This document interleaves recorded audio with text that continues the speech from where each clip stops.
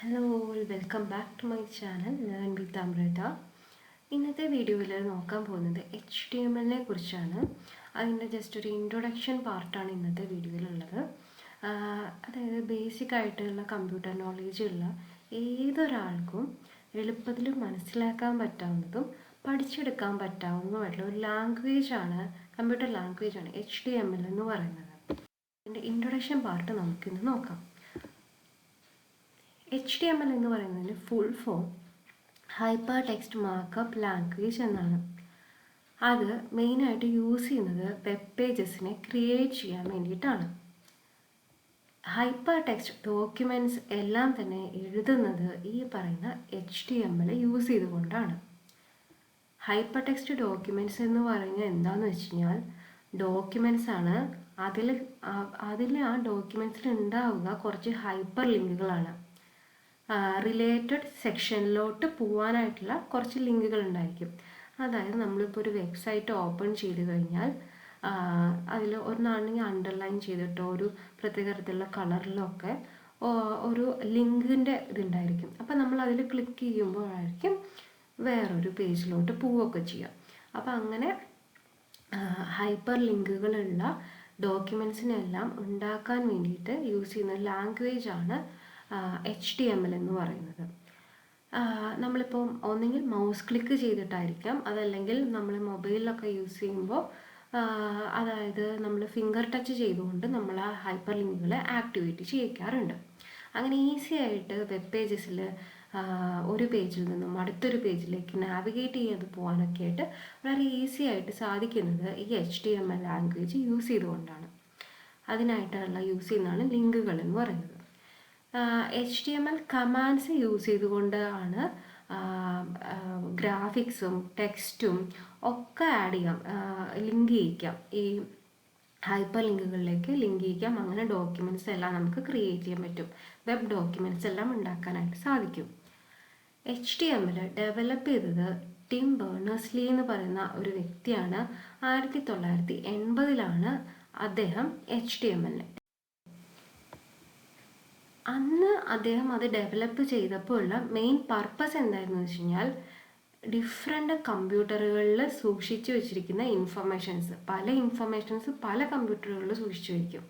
അപ്പോൾ അതെല്ലാത്തിനെയും കൂടി ഒന്ന് ലിങ്ക് ചെയ്തിട്ട് ഇൻഫർമേഷൻസിനെ പരസ്പരം ഷെയർ ചെയ്യിക്കാനായിട്ട് സഹായിക്കണം എന്ന് വിചാരിച്ചുകൊണ്ടാണ് അദ്ദേഹം അന്ന് HTML ലാംഗ്വേജ് ഡെവലപ്പ് ചെയ്തത്.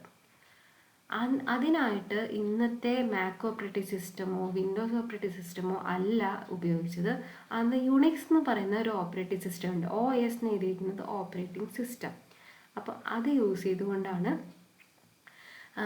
അന്ന് ഈ യുണിക്സ് ഓപ്പറേറ്റിംഗ് സിസ്റ്റത്തിലാണ് ഈ HTML പ്രോഗ്രാം യൂസ് ചെയ്തുകൊണ്ട് അദ്ദേഹം വർക്ക് ചെയ്യിപ്പിച്ച് നോക്കിയത്.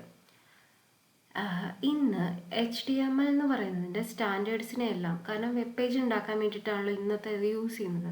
അതുകൊണ്ട് തന്നെ world wide web consortium W3C ആണ് ഈ HTML സ്റ്റാൻഡേർഡ്സിനെ എല്ലാം തന്നെ കൺട്രോൾ ചെയ്യുന്നത്. Web standards പലതുമുണ്ട്.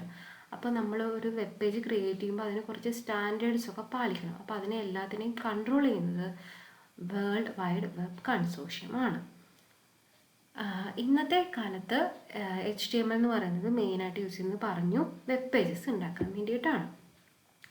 ഇനി ലേ ഔട്ട് എന്ന് പറഞ്ഞുകൊണ്ട് ഉദ്ദേശിക്കുന്നത് അതിൻ്റെ ഡിസൈൻ. ഇപ്പോൾ നമ്മളൊരു വെബ് പേജ് ഉണ്ടാക്കി, അപ്പോൾ അതിനൊരു പ്രത്യേക ഡിസൈൻ കാണും, ബാക്ക്ഗ്രൗണ്ട് കളർ കാണും, അതുപോലെ കുറച്ച് ടേബിൾസ് ഉണ്ടായിരിക്കും. ആ ടേബിളിന് ഇത്ര നീളം, ഇത്ര വീതി, അതുപോലെ അതിൻ്റെ ബാക്ക്ഗ്രൗണ്ട് കളർ എന്തൊക്കെയാണ്, പിക്ചേഴ്സ് ആഡ് ചെയ്യാൻ പറ്റും. ഓരോ ടെക്സ്റ്റ് നമ്മൾ ആഡ് ചെയ്യുമ്പോൾ അതിൽ ചിലത് ഭയങ്കര ബോൾഡായിട്ട് കാണാം, ചിലത് ചെരിച്ചെഴുതിയിരിക്കുന്നത് കാണാം, ചില ലൈൻസൊക്കെ പെട്ടെന്ന് ഓടി ഓടി പോകുന്ന പോലെ ഒരു എഫക്റ്റൊക്കെ കൊടുക്കും. അങ്ങനെ എല്ലാം ചെയ്യുന്നത് HTML കമാൻഡ്സ് യൂസ് ചെയ്തുകൊണ്ടാണ്. ഇനി HTML പേജസ് എന്ന് പറയുന്നത് മെയിനായിട്ട് സ്റ്റാറ്റിക് പേജുണ്ട്, ഡൈനാമിക് പേജുണ്ട്. HTML യൂസ് ചെയ്തുകൊണ്ട് ശരിക്കും ഉണ്ടാക്കാൻ പറ്റുന്നത് സ്റ്റാറ്റിക് ആയിട്ടുള്ള പേജസ് മാത്രമാണ്. കാരണം സ്റ്റാറ്റിക് പേജസ് എന്നുകൊണ്ട് ഉദ്ദേശിക്കുന്നത് എന്താണെന്ന് വെച്ച് കഴിഞ്ഞാൽ യൂസർക്ക് ഇൻപുട്ട് ഒന്നും തന്നെ അങ്ങോട്ട് കൊടുക്കാൻ പറ്റില്ല. അതിലുള്ള എന്തൊക്കെ ഡീറ്റെയിൽസ് ആണോ ആ വെബ് പേജിൽ അവിടെ ഡിസ്പ്ലേ ചെയ്തിരിക്കുന്ന എന്തൊക്കെ ഡീറ്റെയിൽസ് ആണോ അതെല്ലാം യൂസർക്ക് തിരിച്ച് വിസിബിളായി കാണിച്ചു തരും എന്നല്ലാതെ അങ്ങോട്ടൊന്നും തന്നെ ഇൻപുട്ട് ചെയ്ത് കൊടുക്കാൻ പറ്റില്ല. പകരം ഡൈനാമിക് വെബ് പേജസ് എന്ന് പറയുന്നത് ഉദ്ദേശിക്കുന്നത് യൂസർക്ക് അങ്ങോട്ടും ഇൻപുട്ട് കൊടുത്ത് അതിനനുസരിച്ച് വെബ് പേജ് ഒരു റെസ്പോൺസ് തിരിച്ചും തരും. അതാണ് ഡൈനാമിക് വെബ് പേജസ് എന്ന് പറയുന്നത്.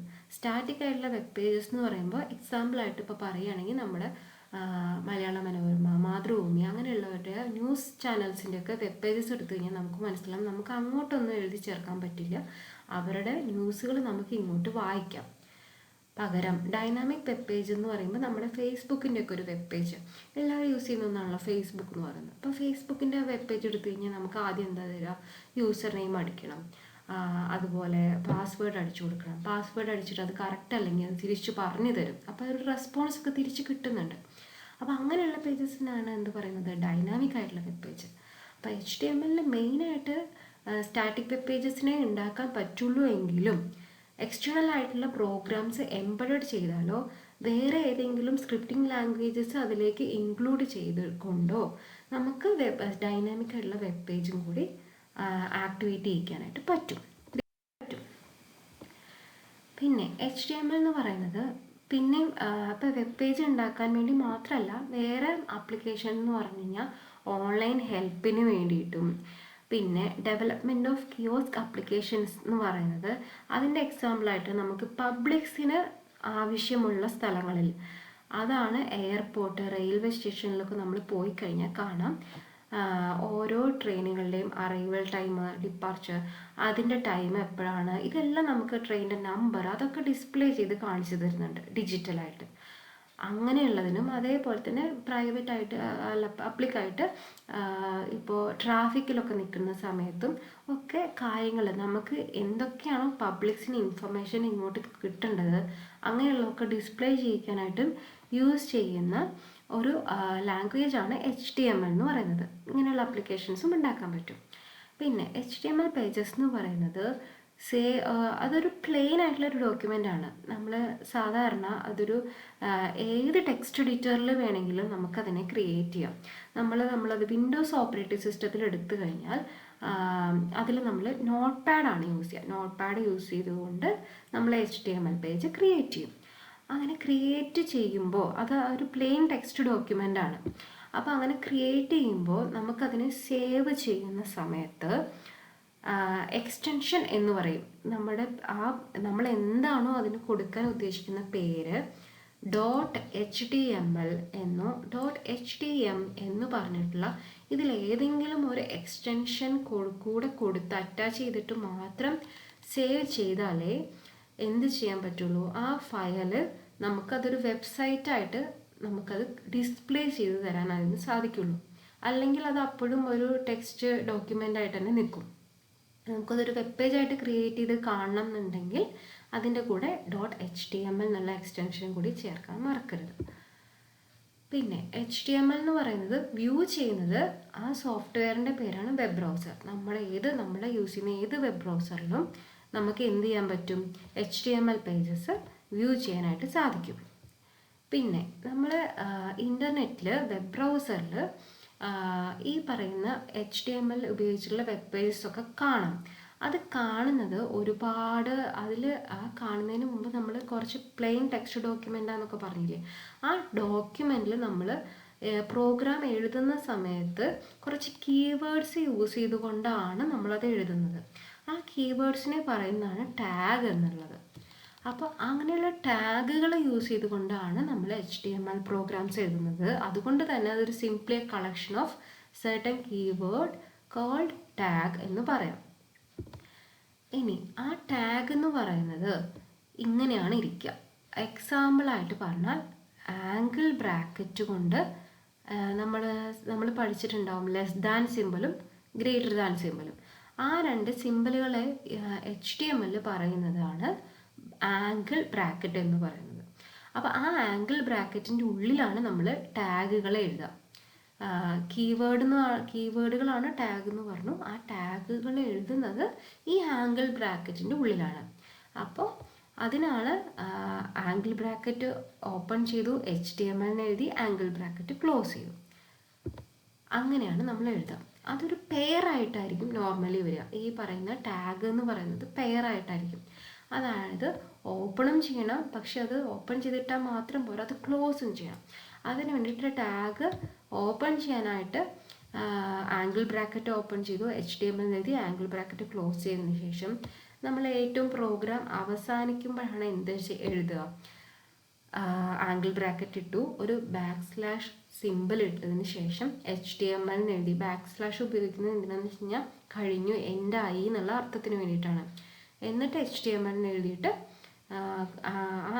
ആംഗിൾ ബ്രാക്കറ്റും കൂടി ഇട്ട് കഴിഞ്ഞാൽ എന്തായി, അതൊരു ടാഗിൻ്റെ പെയേഴ്സാണെന്ന് പറയാം. പിന്നെ പറയുകയാണെന്നുണ്ടെങ്കിൽ അതിൽ നമ്മളിപ്പോൾ നേരത്തെ കണ്ട ഫസ്റ്റ് ടാഗിനെ നമ്മൾ പറയുന്നതാണ് സ്റ്റാർട്ടിംഗ് ടാഗ് അല്ലെങ്കിൽ ഓപ്പണിംഗ് ടാഗ് എന്ന് പറയുന്നത്.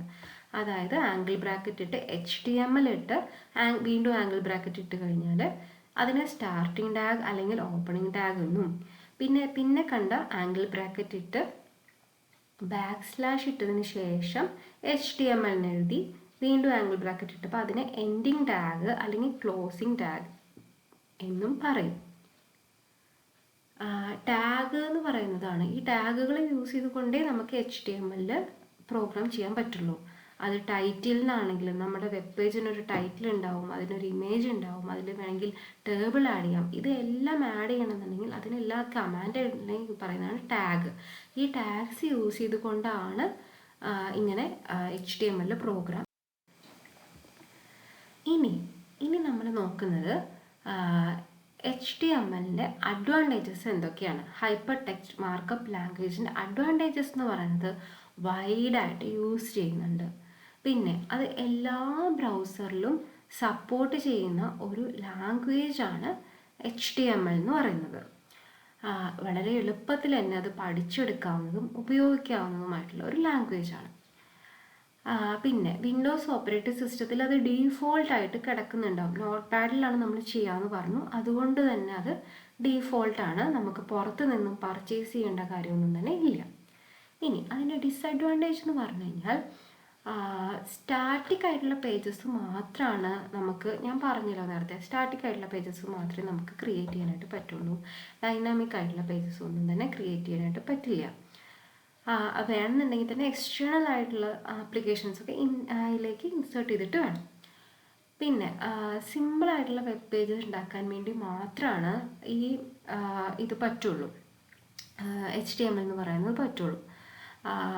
കുറച്ചും കൂടി വലിയ ഒരു ലെങ്തി ആയിട്ടുള്ള പ്രോഗ്രാമൊക്കെ എഴുതണമെന്നുണ്ടെങ്കിൽ ഒരുപാട് കോഡുകൾ എഴുതി അതിൻ്റെ കുറച്ച് കോംപ്ലക്സ് ആയിരിക്കും. ഒരു എഴുതി ഒത്തിരി ബുദ്ധിമുട്ടുണ്ടായിരിക്കും. പിന്നെ സെക്യൂരിറ്റി ഫീച്ചർ എന്ന് പറയുന്നത് അത്ര തന്നെ HTML നല്ലതല്ല എന്ന് പറയാം. അപ്പോൾ ഇതൊക്കെയാണ് HTML കുറിച്ചുള്ള ഓവറോൾ ആയിട്ടുള്ള കാര്യങ്ങൾ. പൊതുവെ HTML എന്താണെന്നും വെബ് പേജ് ക്രിയേറ്റ് ചെയ്യാനായിട്ടാണ് നമ്മൾ ഉപയോഗിക്കുന്നതെന്ന് പറഞ്ഞു. ടാഗുകളാണ് അതിൽ യൂസ് ചെയ്തുകൊണ്ടാണ് എഴുതുന്നത്. ഹൈപ്പർ ലിങ്കുകൾ നമുക്കതിൽ യൂസ് ചെയ്യുന്നുണ്ട്. ഹൈപ്പർ ലിങ്ക് ഡോക്യുമെൻറ്റ്സ് ആണെന്ന് പറഞ്ഞു. ഇതിനൊരു പ്രോഗ്രാമിംഗ് ലാംഗ്വേജ് അല്ല, അത് ശരിക്കും ഒരു മാർക്കപ്പ് ലാംഗ്വേജ് എന്ന് പറയാം. കാരണം ആ ടാഗുകൾ ഒക്കെ യൂസ് ചെയ്തുകൊണ്ട്, ആംഗിൾ ബ്രാക്കറ്റിൻ്റെ ഉള്ളിൽ ടാഗ് യൂസ് ചെയ്തുകൊണ്ട് മാത്രമാണ് നമുക്ക് പ്രോഗ്രാമിംഗ് ചെയ്യാനായിട്ട് പറ്റുക. അതിൻ്റെ അഡ്വാൻറ്റേജസും പറഞ്ഞു, ഡിസഡ്വാൻറ്റേജസും പറഞ്ഞു. എല്ലാവർക്കും വളരെ നന്ദി. നിങ്ങൾക്ക് എന്തെങ്കിലും ഡൗട്ട്സ്, എന്തെങ്കിലും കമൻറ്റ്സ്, എന്തെങ്കിലും ക്ലാരിഫിക്കേഷൻസ് എന്തെങ്കിലും വേണമെന്നുണ്ടെങ്കിൽ താഴെ കമൻറ്റ്സ് ബോക്സിൽ പറയുക. ഇനി നെക്സ്റ്റ് വീഡിയോസിൽ ഇതിൻ്റെ അടുത്ത ചാപ്റ്റേഴ്സെല്ലാം ഇടുന്നതായിരിക്കും. പ്രോഗ്രാമിങ്ങിനെ പറ്റിയിട്ടും ടാഗിനെ പറ്റി കൂടുതലും, അതുപോലെ വീണ്ടും പ്രോഗ്രാംസ് എല്ലാം ചെയ്തിട്ട് കാണിച്ചിരുന്ന വീഡിയോസ് അടുത്ത വീഡിയോസിൽ വരുന്നതായിരിക്കും. അപ്പോൾ നിങ്ങൾക്ക് എന്തെങ്കിലും ഡൗട്ട്സ് ഉണ്ടെങ്കിൽ അത് താഴെ കമൻറ്റ് ബോക്സിൽ പറയുക. ഞാൻ അതിലപ്പോൾ തന്നെ ക്ലാരിഫൈ ചെയ്യുന്നതായിരിക്കും, അല്ലെങ്കിൽ നെക്സ്റ്റ് വീഡിയോയിൽ അത് ക്ലാരിഫൈ ചെയ്യുന്നതായിരിക്കും. അപ്പോൾ എല്ലാവരും സപ്പോർട്ട് ചെയ്യുക. Thank you. ലൈക്ക് ചെയ്യുക, സബ്സ്ക്രൈബ് ചെയ്യുക, ഷെയർ ചെയ്യുക. Thank you. Bye. Have a nice day.